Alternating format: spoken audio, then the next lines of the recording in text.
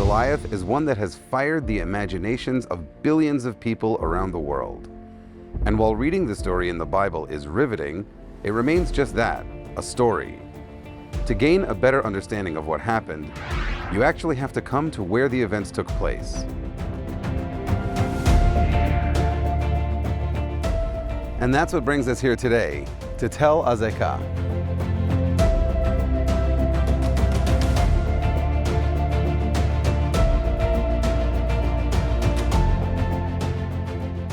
These trail markers aren't just here to help us get to the top of the mountain. They're here to help us immerse ourselves into the biblical narrative.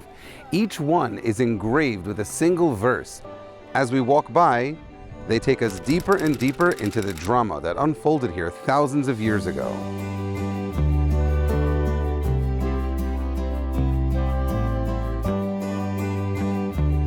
This is part of an ongoing archaeological excavation of the ancient city of Azekah, which was one of the most important fortified cities in the late First Temple period.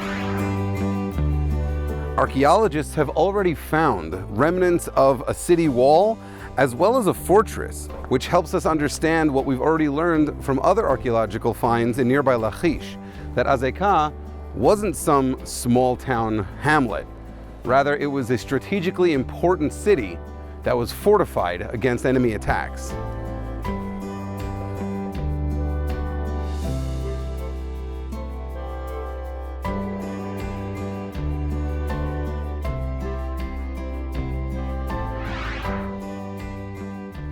As we're climbing up, we're already getting these beautiful views behind me. We're looking towards the west, which is the land of the Philistines. And it was from that direction that the Philistine forces were coming and encroaching on Israelite territory. Between us and the next mountain is an area called Ephes Damim, which is a red line past which King Saul would never allow the Philistines to pass.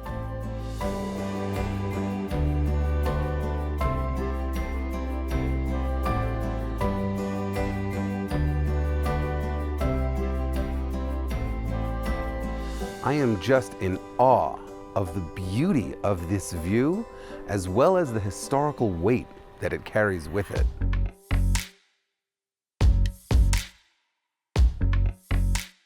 These markers are a little bit bigger because they also serve as benches where we can sit and listen to the climax of the story.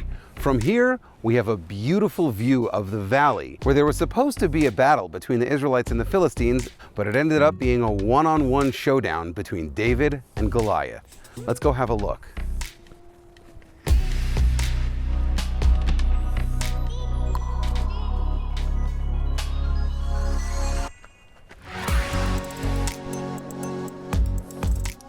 Behind me is the Valley of Elah.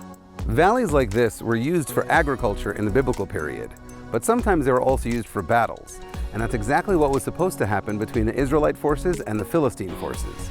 But the Philistines had their secret weapon, Goliath, a giant who was anywhere between 9 and 15 feet tall, depending on how you measure a cubit.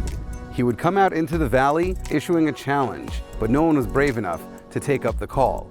Until David, who wasn't even in the army at the time, and he heard Goliath's challenge. And it made David furious. And he went down into the valley and he gathered up 5 smooth stones and faced the giant without any armor. Goliath, furious, started to run at David, at which point David took out a stone, put it into his sling, and threw it at the giant's head. Goliath fell face down. David came, took his sword, and cut Goliath's head off with his own sword. At that point, the Philistine forces were so afraid of what they had seen that they fled all the way back to their territory. Today, the valley is being used for agriculture once again, just as it was thousands of years ago. What's even more remarkable are the communities that are behind us, housing thousands and thousands of Jews returning to their biblical homeland. The story of Tel Azekah, while famous, is just one story here in the Elah Valley. There are dozens of other stories to be heard in this region of the Holy Land, not to mention everywhere else in the country. I'm going to go and explore some of those places to connect to my biblical heritage. We would love it if you would come and explore with us.